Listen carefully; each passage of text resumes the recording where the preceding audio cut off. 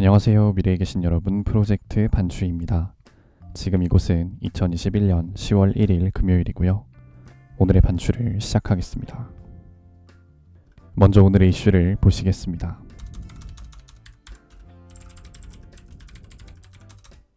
첫 번째 이슈는 화천대유 김만배입니다. 화천대유 대주주인 김만배 씨가 이재명 경기지사의 공직선거법상 허위사실 공포 혐의에 대한 무죄 판결 전후로 권순일 당시 대법관을 수차례 만난 것으로 밝혀졌습니다. 김만배 씨는 이 지사 사건이 대법원 전원 합의체로 회부된 다음 날인 2020년 6월 16일에도 권 전 대법관실을 방문했고, 대법원 전합이 이 지사의 공직선거법 위반 혐의에 대해 무죄 취지로 판결한 다음 날인 2020년 7월 17일에도 다시 대법원을 찾아 권 전 대법관을 만났다고 합니다. 김 씨는 방문 목적은 대부분 청사대에 근무하는 후배 법조팀장들을 만나거나 단골로 다니던 대법원 군의 이발소 방문이었다. 출입신고서에 해당 법조팀장을 기재하면 그가 출입구까지 본인을 데리러 와야 하는 불편함이 있어서 편의상 권순일 대법관 방문이라고 적은 것이다 라고 밝혔습니다.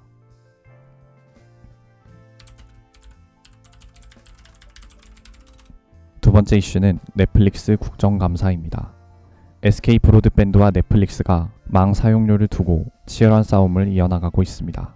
국회와 SK 브로드밴드는 넷플릭스가 국내 서비스를 하면서 인터넷 망 사용료를 내지 않고 있다며 1심 법원 판결대로 사용료를 납부하라고 촉구하고 있으나, 넷플릭스는 망 중립성 원칙에 따라 망 사용료를 낼 필요가 없다. 오징어 게임, DP 등의 사례를 볼 때 넷플릭스는 오히려 국내에서 수천억 원대의 투자와 일자리 1만 개를 창출하고 있다. 사업자로서의 역할을 다하고 있다 라고 강조했습니다. 9호선 국회의사당 역에는 넷플릭스가 대한민국 경제의 힘이 됩니다 라는 문구가 담긴 대형 광고판도 등장했는데요. SK 브로드밴드와 넷플릭스 서비스 코리아 간의 싸움의 끝은 어떻게 될지 사람들의 이목이 집중되고 있습니다. 세 번째 이슈는 BTS 여비입니다. 문재인 대통령과 함께 해외 일정에 동행한 BTS가 돈을 받지 못했다는 이른바 조선일보의 BTS 열정페이 보도에 대해 탁현민 청와대 의전 비서관이 분노했습니다. 탁 비서관은 오늘인 10월 1일 오전 김어준의 뉴스공장과 김현정의 뉴스쇼에 전화 연결을 하여 BTS 멤버들과 소속사는 돈을 안 받으려고 했다. 그 이유는 만약에 이들이 어떤 비용이든 간에 그게 10,000원짜리 한 장이라도 받으면 조선일보 같은 언론들이 분명히 돈을 받고 대통령 특사를 했다고 이야기할 것이기 때문이라고 말했습니다. 그럼에도 약 7억 원대의 돈을 지불한 것에 대해서는 우리 입장에선 그게 말이 안 된다. 사실 여비를 줬다는 것도 그들의 출연료를 생각하면 정말 부끄러운 정도의 금액이다. 문화체육관광부 산하 해외문화홍보원 예산으로 돈을 지급했다 라고 말했습니다.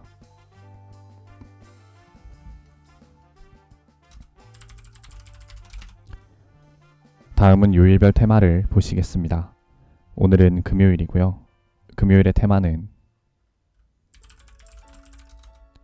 주식과 코인입니다. 인기 검색 종목을 보시겠습니다.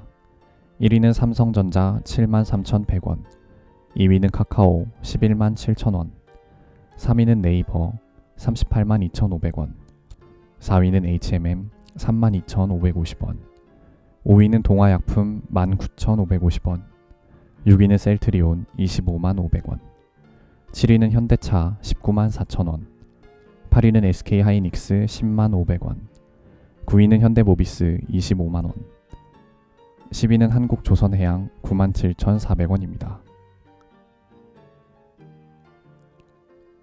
다음은 가상화폐를 보시겠습니다.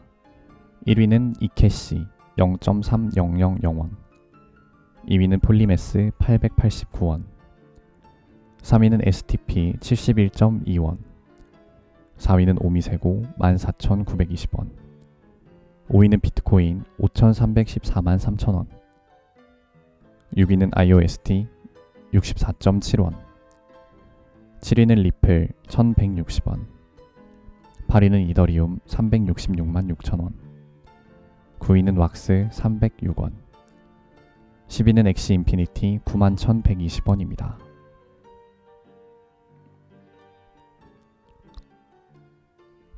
이제 여담 시간입니다. 오늘의 여담 주제는 2주 더 연장입니다.